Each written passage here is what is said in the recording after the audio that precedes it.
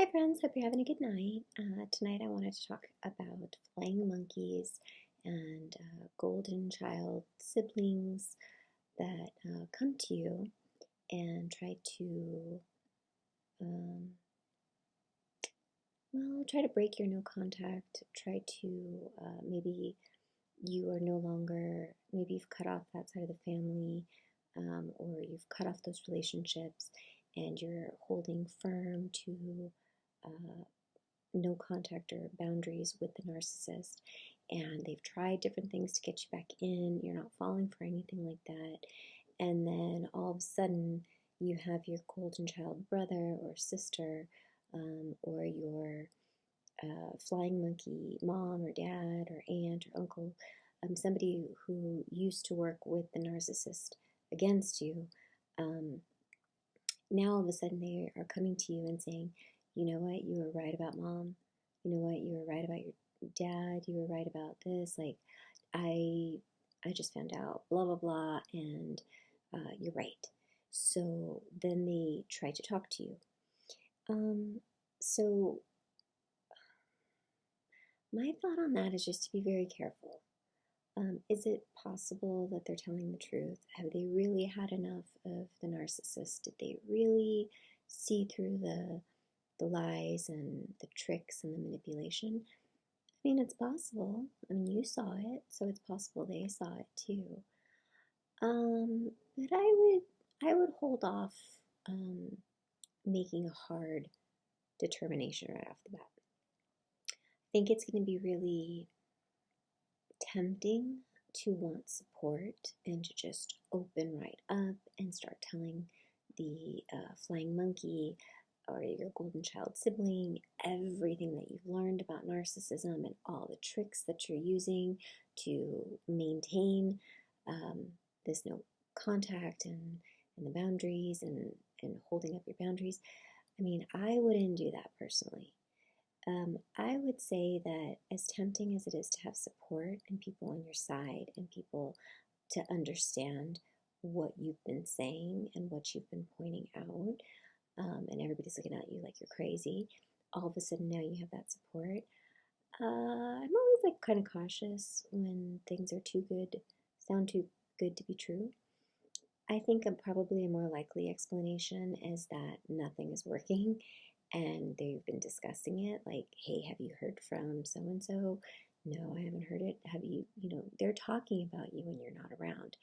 And it's not, it wouldn't be like the first time ever where they send somebody out to try to sneak across the border and try to get information on the other side. I think that it's probably a lot more likely that you are still considered the other side and their side and them as a team, them as working as a unit, and you.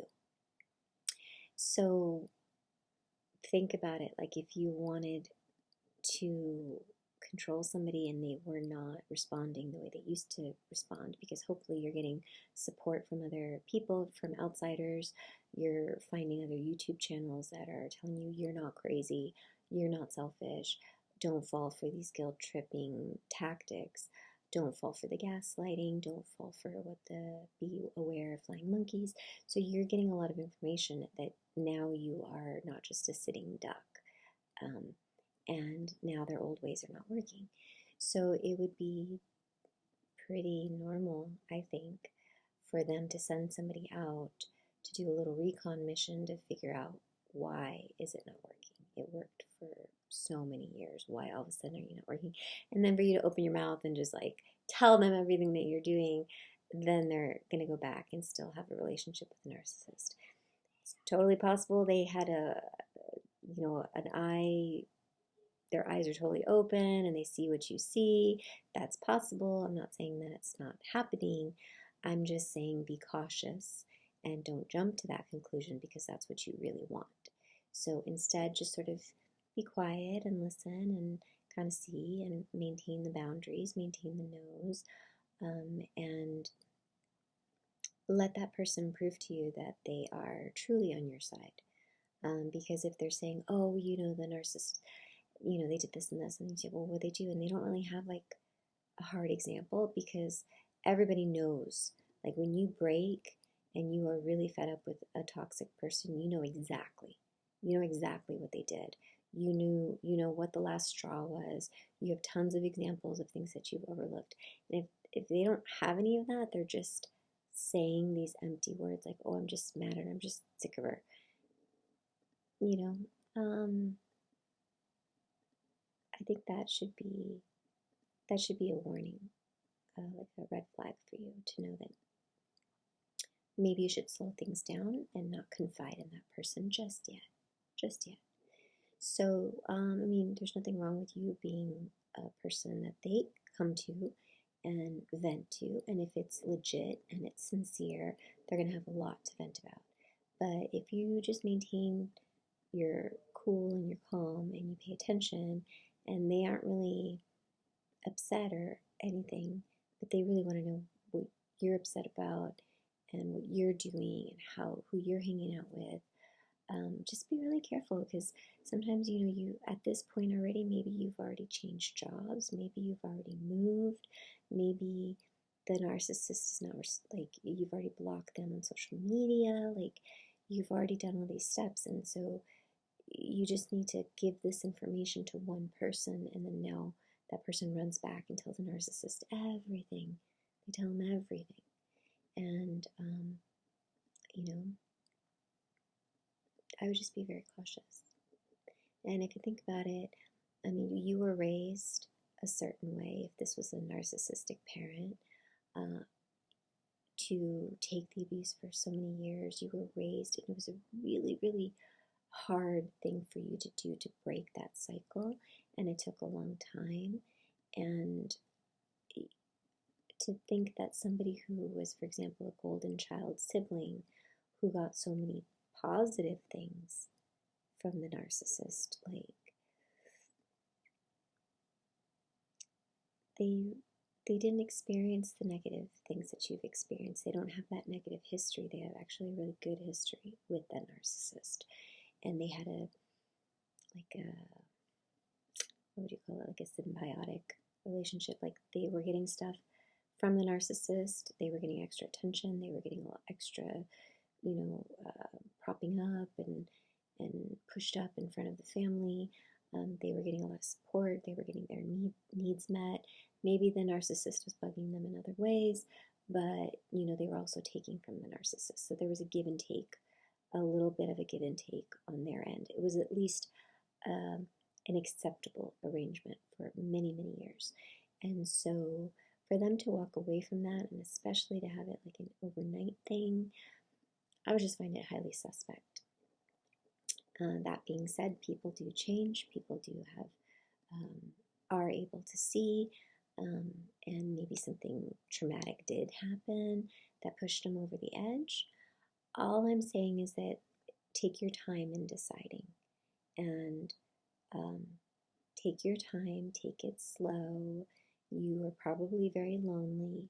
If you are in a toxic family like that, once you go no contact with the main person, you're going to get a lot of trash talking from other people. So you may have gone no contact with the narcissist and then lost half your family. You have nobody left to talk to because they're all supporting and propping up the narcissist, and they're all enabling the narcissist.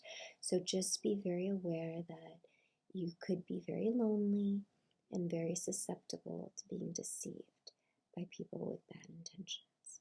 So take it slow. I hope you have a good night. I hope you have just a great night's sleep and are looking forward to something really wonderful tomorrow, something beautiful, something positive to look forward to. And I hope that you take some time to nurture new relationships. I can only imagine how sad and overwhelmingly sad it would be to lose your entire family, because they are taking the side of the narcissist. And I just want to say to you, it's going to be a huge and total waste of time if you've already said one time your feelings and explained once and people don't get it. it's not going to take 50 times of you explaining it again and again to make them understand.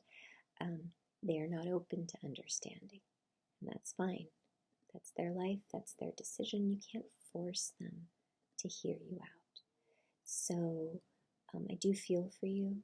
I do understand how traumatizing that would be to just overnight have nobody. So you're like, well, do I tolerate this behavior? Are my boundaries really that important in order to give up my family? And I would just say to you, just think about what you're going to gain and what you're going to open yourself up to in the future by allowing yourself to grieve that loss, because it is a loss and you are going to grieve. I grieved. I cried and cried. And I was in shock and I tried to make things work, and it's fine. That's normal. You do your grieving process. However, whatever it is for you, you go ahead and do it. But don't let loneliness suck you back into the abuse, because it is emotional abuse. It is coming from a very sadistic place. And, it's hard to get up and leave. So I'm very proud of you for putting up those boundaries and for saying no and for allowing yourself protection against a person or people that are hurting you. It's a good thing. Don't let somebody tell you that good is bad and bad is good. That's very, very dark. Okay, so who knows what future relationships you're going to have. And I wish nothing but good thoughts for you and good feelings and forgiveness in your heart, to just kind of let the past go and start fresh. I will talk to you guys again soon, and I would love to hear your comments or your questions, examples of what you've done, examples of things that have been said to you that you've either fallen for or maybe were able to see through.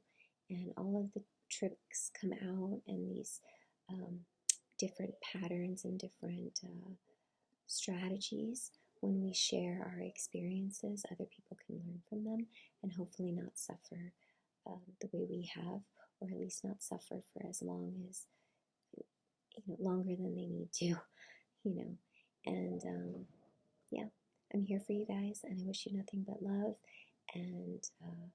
love and positivity and compassion. I want compassion for you. I want you to be able to forgive. And when you understand the game, it's easier not to take things personally. And when it's not personal, it's so much easier to forgive. I mean, it's kind of like the cheat sheet way to forgive. So obviously you want to forgive with your whole heart, not just check a box and say, I forgive them, and then still be grumble, and,